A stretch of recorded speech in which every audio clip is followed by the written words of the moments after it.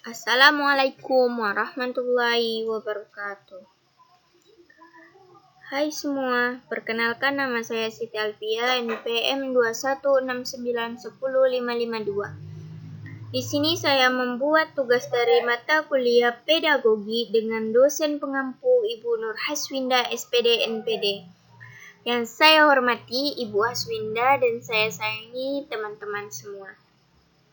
Baiklah, di sini saya akan membawakan materi yang berjudul Alat Pendidikan Sekolah Dasar pada kelas rendah dan kelas tinggi. Baiklah, teman-teman, saya akan membahas lebih lanjut materinya. Alat pendidikan itu ialah sesuatu yang membuat terlaksananya pendidikan dalam mencapai tujuannya, baik berupa benda ataupun bukan benda. Alat pendidikan adalah suatu perbuatan atau situasi yang sengaja diadakan untuk mencapai tujuan pendidikan.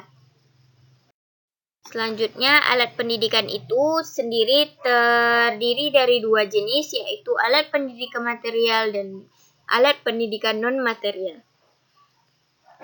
Alat pendidikan material ialah segala bentuk perlengkapan yang digunakan untuk membantu proses belajar mengajar yang mencakup sarana dan prasarana. Di sini contoh alat pendidikan material dari kelas rendah yaitu dari kelas 1, 2, dan 3. Seorang guru mengajar mata pelajaran matematika. Seorang guru ini menggunakan alat material yaitu sempoa. Mengapa alat pendidikan materialnya menggunakan sempoa? Karena sempoa ini juga lebih mudah didapatkan atau lebih mudah digunakan dan lebih mudah dipahami.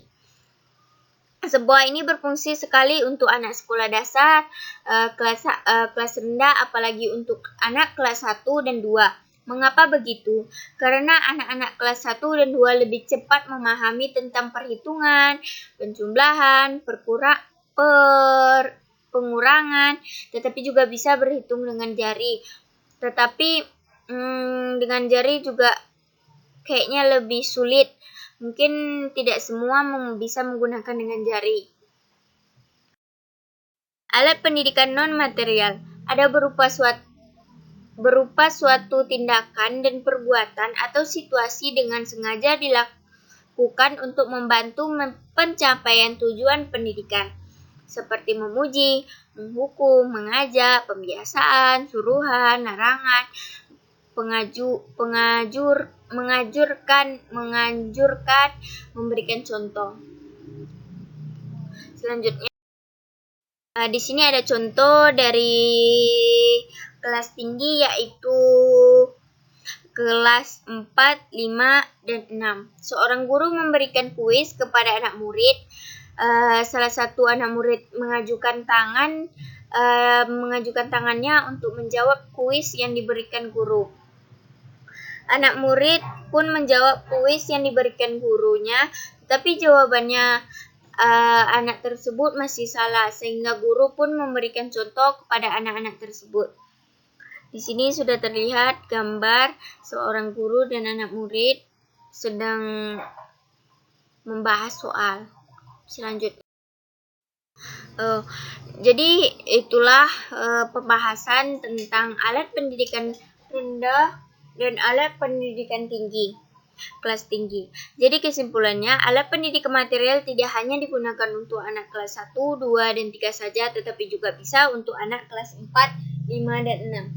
Begitu juga dengan alat pendidikan non-material, tidak hanya juga digunakan untuk anak kelas 4, 5, dan 6 saja, tetapi juga bisa digunakan oleh kelas 1, 2, dan 3.